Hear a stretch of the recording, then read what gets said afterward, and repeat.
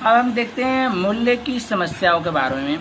मूल्य की जो समस्याएं हैं, तो श्रम विभाजन और विशिष्टीकरण के बाद औद्योगिक आर्थिक जगत में वस्तुओं के सेवाओं के मूल्य मापने का प्रश्न अत्यंत महत्वपूर्ण बन गया। गेहूं के सामने चप्पल का विनिमय तथा तब तक तो ठीक था, परंतु जब गेहूं के सामने अनेक वस्तुओं के जिसमें विनिमय के दर को याद रखना या विनिश्चित करना मुश्किल था। एक माना के गेहूं के बराबर 2 मन चप्पल, 1 मन के गेहूं के बराबर 1 मीटर कपड़ा, एक मन गेहूं के बराबर कितने घी के बराबर कितने कपड़ा होगा, इसके लिए का ये जानना क्या बहुत कठिन हो गया।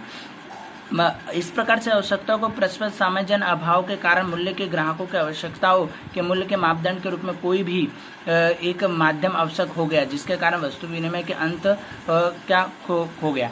हालांकि इसके अंदर क्या है कि कोई चीज वस्तुएं हैं, ठीक है, तो कोई चीज वस्तु के पहले क्या होता है कि कोई भी चीज वस्तु अगर खरीदनी है तो उसके सामने इतना चीज हमको देना है, उसके सामने इतना चीज देना, उसको क्या याद रखना बहुत मुश्किल है। भाई 1 किलो गेहूं देंगे तो 1 मीटर कपड़ा मिलेगा, 1 किलो गेहूं देंगे तो 500 ग्राम घी मिलेगा। इस सब चीजों को याद करना पहले के समय में क्या बहुत मुश्किल पड़ने लगा था, ठीक है। इस प्रकार की क्या समस्या उत्पन्न होने लगी, तो उसको ऐसी प्रथाओं को हटाने के लिए अनेकों क्या उपाय किए गए। तो उसके अंदर कौन कौन से बदलाव किए गए उसके बारे में अब हमको पढ़ना है। तो उसके बदलाव के बारे में देखते हैं। तो मुद्रा का उद्भव विकास, मुद्रा के उद्भव विकास के बारे में अगर पढ़े तो मुद्रा के उद्भव विकास में आप देखेंगे तो जब वस्तु विनिमय प्रथा अमल में थी, तब मूल्य का संग्रह करने में विनिमय को सरल बनाने के लिए साम्यजन माध्यम के रूप में पशु का उपयोग शुरू हुआ। भारत में विशेष रूप से गाय को धन के रूप में देखा जाता था। मतलब क्या होता है, गाय को धन के रूप में माना जाता। जब ये बेचने लेने का काम हुआ तब क्या गाय को धन के रूप में माना गया कि को धन है। कृषि प्रधान व्यवस्थाओं में अनाज उत्पादन बहुत से वर्तमान में उपयोग में लिए जाने वाले अनाजों के रखने के बाद बढ़ते हुए अतिरिक्त अनाजों के पशु के खरीदे गए और आवश्यकता पड़ने पर उनको बेचकर अनाज का प्राप्त करना लेते थे। व्यक्ति के अनाज के बदले में पशु के प्राप्त करने के लिए पशु देकर के आवश्यकता को प्राप्त करते थे।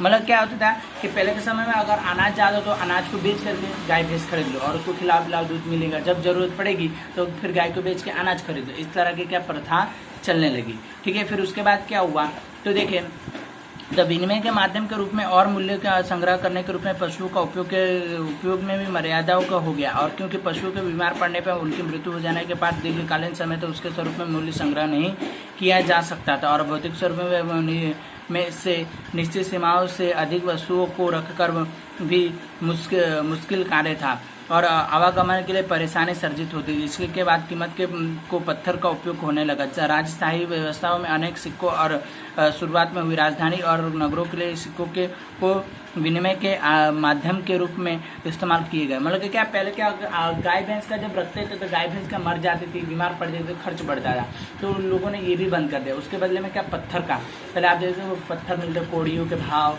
ठीक है, मोती हीरा, इस प्रकार के क्या पत्थरों को दे करके उसमें गिनने लगे। फिर उसके द्वारा चलने लगा। फिर वो पत्थरों को हटा करके क्या फिर उसके अंदर बदलाव आया सिक्कों में।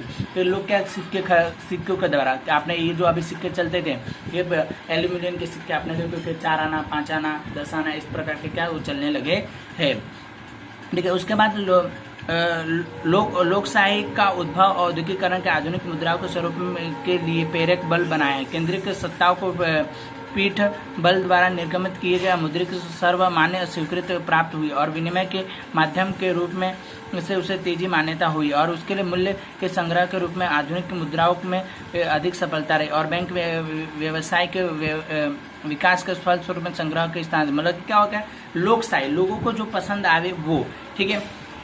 और औद्योगिकरण जो कारखानों में होने, इनको सबको मिला करके एक प्रेरक बल बना, मतलब उनको क्या मोटिवेशन किया गया, जिस कारण से क्या हुआ कि उन सबनों ने एक मुद्रा को मान्यता दी, पैसे सिक्के को, नोटों को मान्यता दी, जिस कारण से आज क्या बैंकों के अंदर क्या पैसों का लेन देन व्यवहार चलता रहता है इस प्रकार के, ठीक है। तो इसके अंदर आपने देखा। अब हम देखें तो मुद्रा का अर्थ एवं उसके कार्य।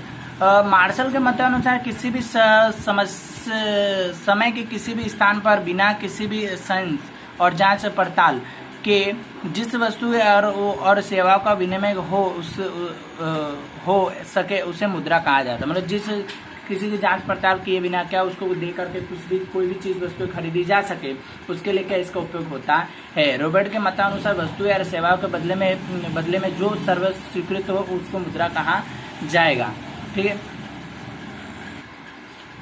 रॉबर्ट के मतानुसार वस्तुओं और सेवाओं के बदले में जो सर्व स्वीकृत हो उसको मुद्रा कहते हैं। क्योंकि जो वस्तु उसके बदले में जो इंसान लेता हो जिस पैसे उसको सर्व स्वीकृत माना जाता है। इस प्रकार से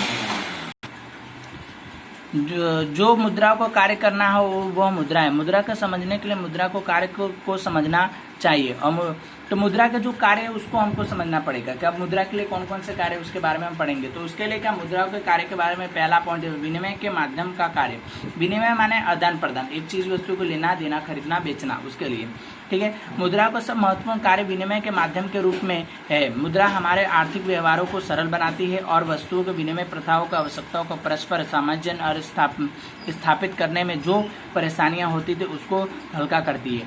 किसान के गेहूं देकर मुद्रा प्राप्त करता है और बाद में मुद्रा को देकर के चप्पल, कपड़ा, घी इत्यादि प्राप्त करता है। तो व्यक्ति के मुख्य खर्च करके वर्तमान में वस्तु और सेवाओं को प्राप्त कर सकता है। जो तो बातों को बचत करके भविष्य में भी वस्तु या सेवाओं को प्राप्त करता है। मतलब क्या होता है, कोई चीज वस्तु पहले क्या होता है कि गेहूं बेचकर चावल लेने का वो खराब हो जाता है। अब क्या है, आप इंसान जो किसान है गेहूं बेच करके क्या पैसे ले सकता है और उन पैसों को संग्रहित करके रख सकता है, वो खराब नहीं होगा। भविष्य में कोई चीज वस्तु अगर उसको खरीदनी हो तो भी वो क्या खरीद सकता है।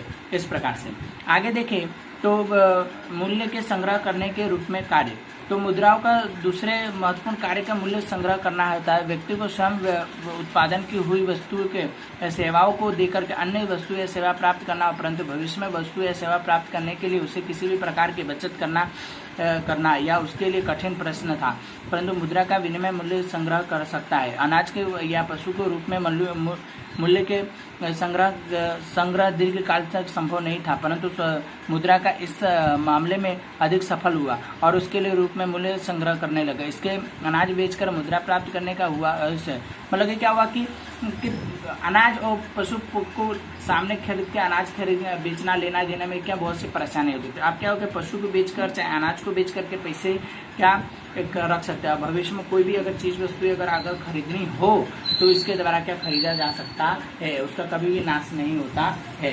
जिस प्रकार से वैसे ही होगा वो। ठीक है, अब आगे देखिए तो मूल्य के मापदंडों के रूप में मूल्य के जो मापदंड है उसके बारे में पढ़े। तो मूल्य का मुख्य मापदंड के रूप में महत्वपूर्ण कार्य करता है।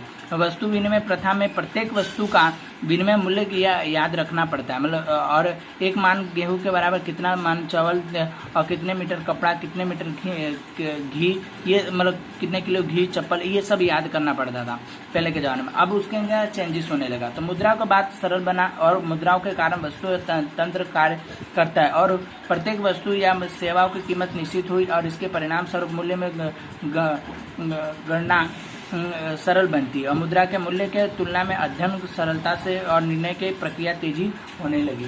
तो इस प्रकार से देखिए तो क्या हुआ कि जो चीज वस्तु को पहले हमको याद करना पड़ता था, उस चीज वस्तु को याद करने की अब क्या आवश्यकता पड़ती नहीं है। ठीक है, अब मुद्रा आने के कारण जो चीज वस्तु आपको करने उसके भाव होते हैं, 5 रुपये 10 रुपये जो भी उसकी कीमत लिखी है तो उसके सामने व्यक्ति बोलेगा, उस हिसाब से उसको क्या आपको देना हो जाता है। तो इस प्रकार से हम क्या उसको दे करके खरीद सकते हैं। आज के लिए इतना ही, पार्ट 2 कल पढ़ेंगे।